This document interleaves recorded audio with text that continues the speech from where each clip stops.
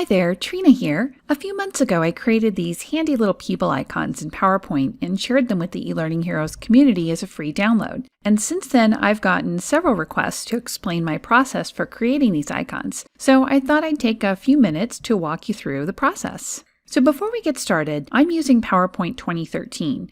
But you'll need at least PowerPoint 2010 installed to take advantage of the extended shape formatting features I'm about to show you. So if you are running an older version of PowerPoint, you may not be able to replicate these steps. Okay, so with that out of the way, here are the finished icons I created. You'll note that they're all different shapes grouped together, which makes them very flexible and easy to customize. I was inspired by some similar icons I found on Pinterest. These icons had a half-shaded effect that made them very interesting to me, and I found it easy to recreate this effect in PowerPoint.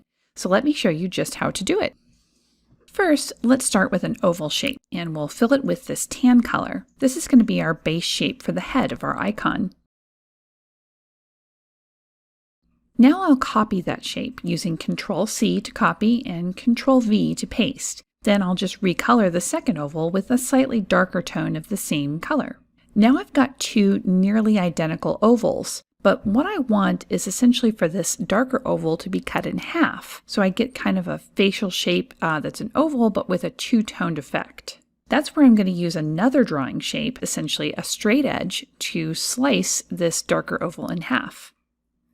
So let's draw a quick rectangle here, and I'm just going to position it on the vertical midpoint of this darker oval. It doesn't really matter what color the rectangle is because it's really just going to be used as a straight edge. On the Drawing Tools Format menu, select the Merge Shapes drop-down. I'm choosing Subtract, but as you can see here, you can also unite, combine, fragment, and intersect shapes to achieve different effects. And voila! Now I've got a half oval that I can overlay on my lighter oval to create that shaded face effect.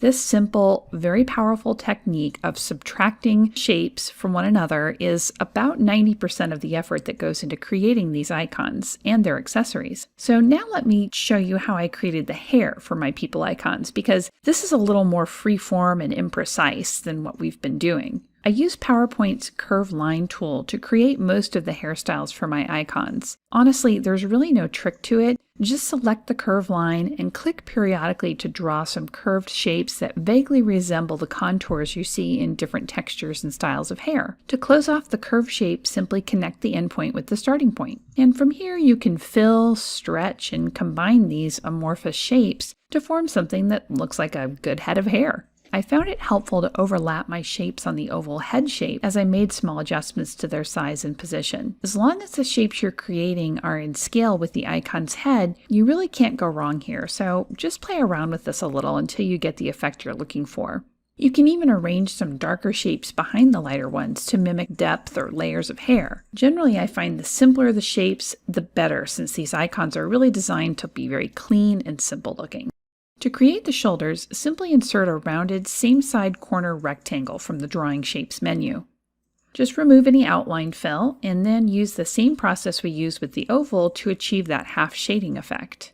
And within a few minutes, you've created a person-shaped icon that you can replicate over and over again with different skin tones, different colored hair, different clothing and accessories, you name it. You can also apply these techniques to create all sorts of custom icons for your studio or storyline projects. I've created workplace safety icons, animal icons, you name it, all by just combining and subtracting shapes and using some creative effects with the Curve tool. So that's a wrap, folks. I hope you found these tips helpful, and I'll see you next time.